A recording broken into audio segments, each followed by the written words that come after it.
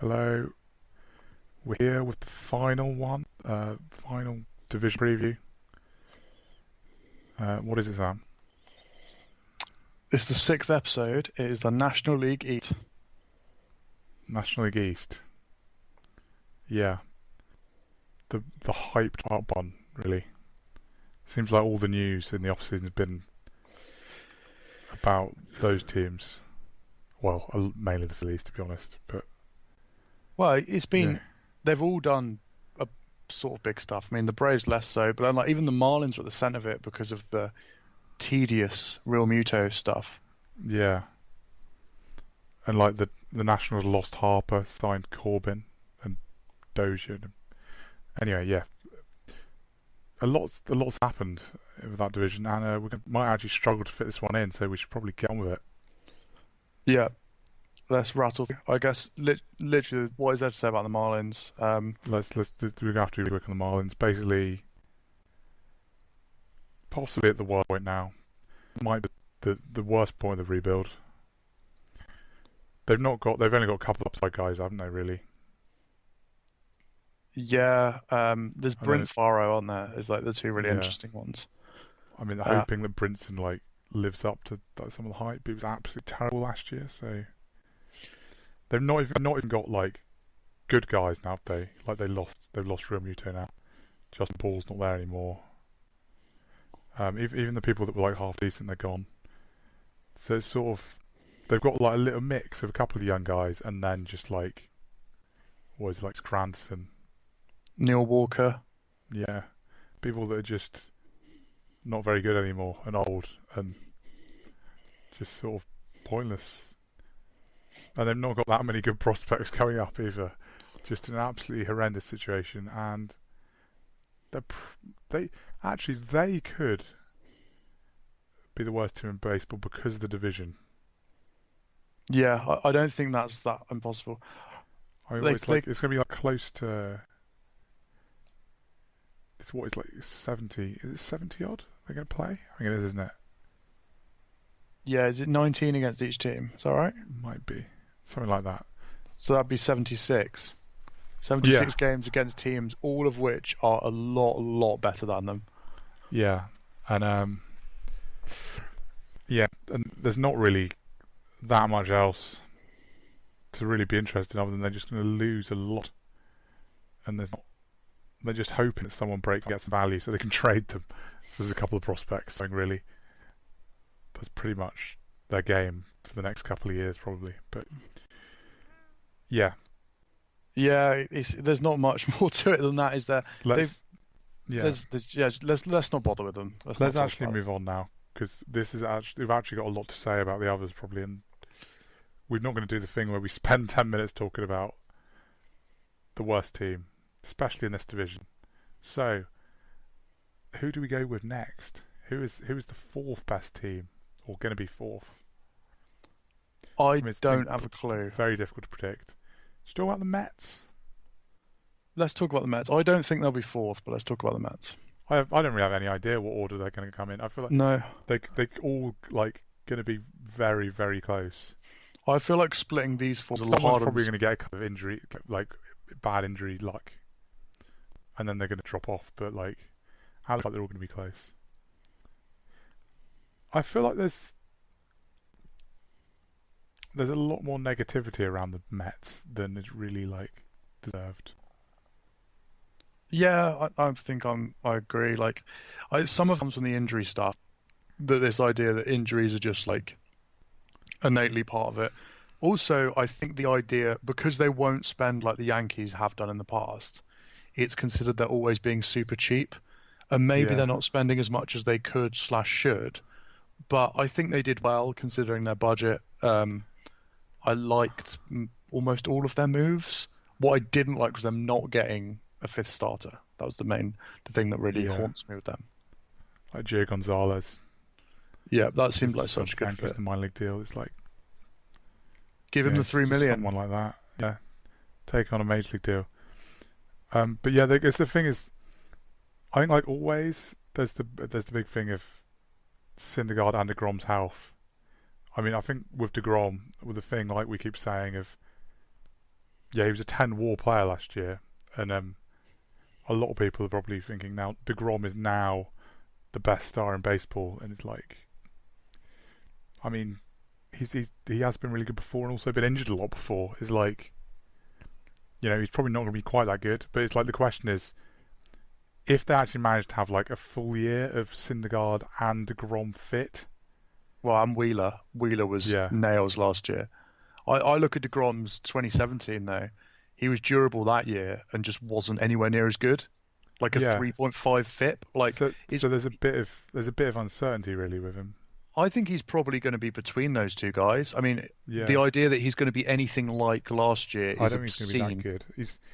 No, I mean, He's still going to be really really good though. But it's like he's going to that's get like Cy Young but votes yeah, if he's no, healthy. But yeah. It's again a bit like the Trout thing. It's like not the Trout thing, the Betts thing. That I don't think anyone's ever had. Like, well, I would say anyone ever, but like almost no one has had seasons like that back to back. no, And like if you no. do, then you are suddenly like in the conversation of the like the one of the best pitchers of all time or something. Like immediately, that's how stupid it would be if he was that good again. So I reckon like it'll probably be like sub 3 ERA, and like if they have managed to get Syndergaard, I mean Syndergaard was pretty good last year as well, wasn't he? But like It's possible if they're yeah, both healthy that a bit of Syndergaard's injury. better than him. I think it's quite Yeah, possible Syndergaard's better than him. Um, and then Wheeler's interesting. Obviously, Matt's is interesting. Like all of their yeah, arms have been interesting for years. It's just if healthy, and that's the huge thing with them. yeah. But still, you have to I take a team as if they're healthy. Yeah, I think the thing is now though, their lineup. I mean, I really like their lineup. I think there's a lot of.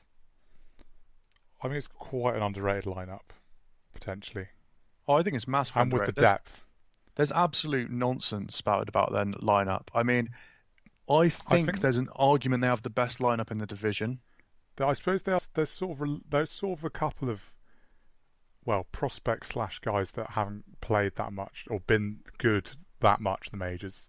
Not a big sample size them being good, but I don't know. I feel like a lot of them have proved enough. I mean, like Nimmo. Like Nimmo's anything like he was last year. Like Conforto, everyone knows what he's been like before. I think He's like that going to give you like almost 30 home runs. And then Rosario, even though he was actually bad last year, along with McNeil, they were basically like all about McNeil and Rosario, wasn't it? The last run where they were near the end where they actually weren't terrible for a while. But then I think the other bit of it is the two veterans they've added. Wilson Ramos was an underrated pickup. Again, there's the health thing, and Robinson Yeah, Cano. Those two are not so much Ramos, but definitely Cano's getting this. Yeah, bad contract doesn't mean bad player. I don't know how hard that seems to be able to yeah. grasp. And the thing is with him is I think it's only the length of it because he is still like really quite elite, isn't he? Yeah, I mean, I think probably the he's second base is a bit crap, but he is still one of the top five second basemen in baseball. Like he's that good. yeah, he's one of those, it's like he's consistent. Like he's got a massive catalogue of being really good. Yeah, Even if he never wants to, which people like to get really excited about, which generally are like a lot of the time one-offs. Like he's basically he's been like between like above average and really good for like 10 years straight yeah. and Oh, playing like almost every game. so what I The like only about their only lineup though is if you yeah, compare it to say the Phillies or maybe even a couple of the others, I don't know.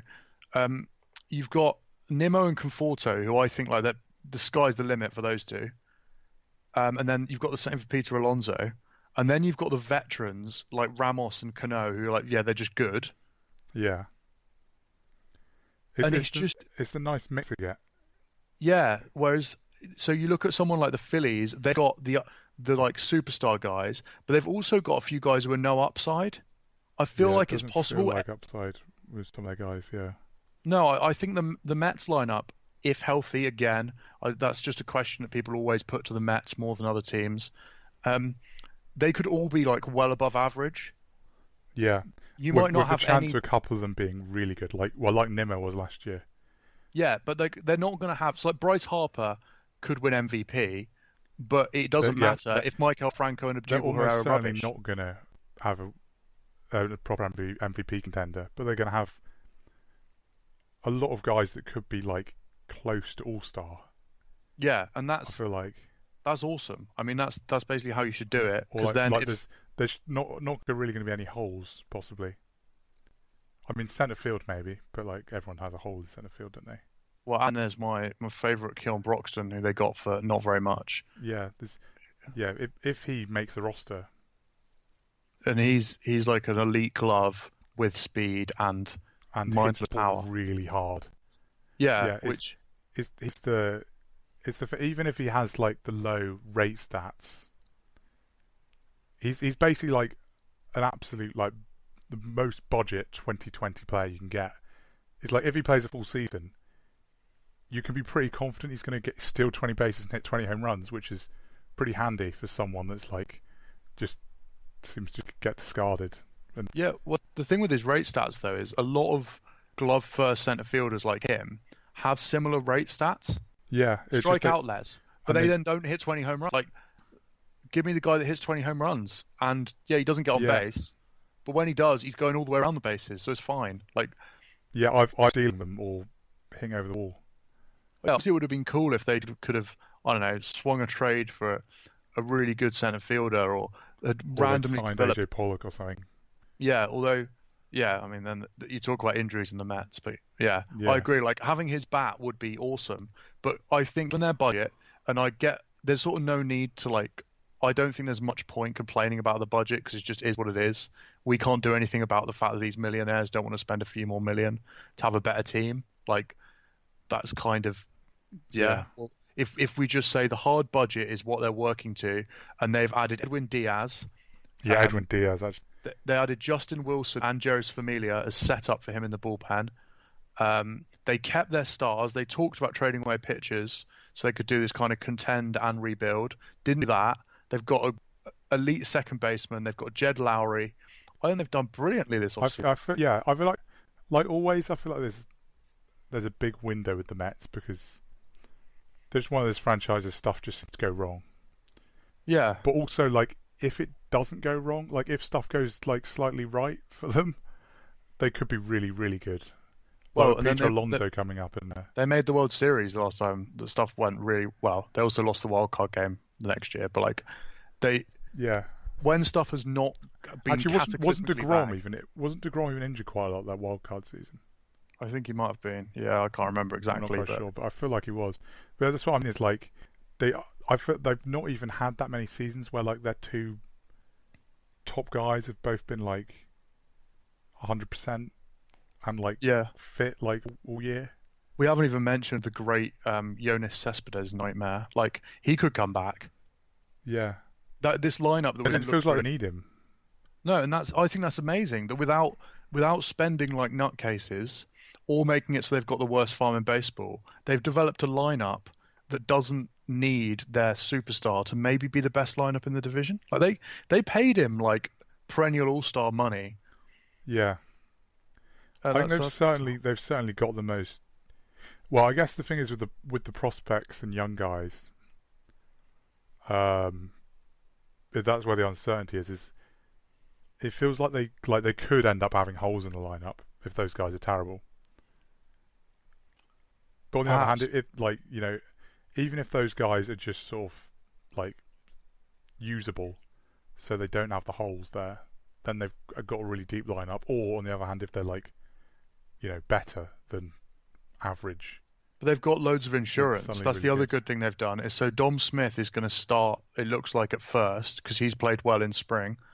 Um, they've got Alonso, and like, yeah, maybe both of those are busts. Yeah, and But because Cano might play first, and they've yeah, got so Jed Lowry if on that the doesn't bench. work, if it doesn't work, they've still got McNeil and Lowry, so they could go like Cano, Lowry, Frazier, Yeah, Rosario, or then McNeil slot in somewhere. They've just given themselves options, even if those guys don't work. So I think they've done superbly. But like you say, the window's huge. They could lose 105 games because they're the just Mets, from just just from Metsing everything up.